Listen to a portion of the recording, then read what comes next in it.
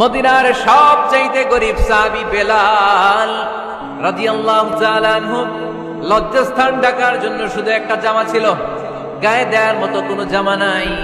এই সাহাবীর মতো গরিব কোন সাহাবী মদিনার জমিনে নাই।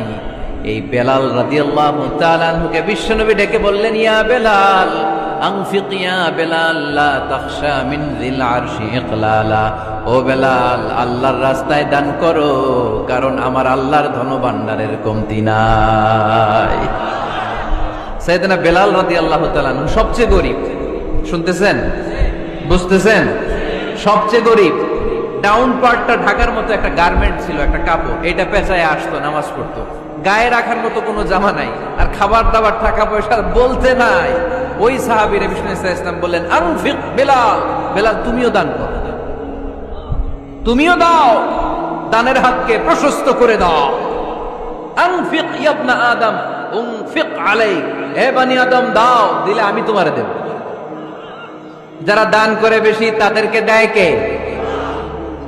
দিলেই আসবে, না দিলে আসে না। আপনি দেন, দেখবেন আসতে শুরু করছে। এটাই সিস্টেম। দিলে কমে না, না দিলে কমে। সুবহানাল্লাহ পড়ে।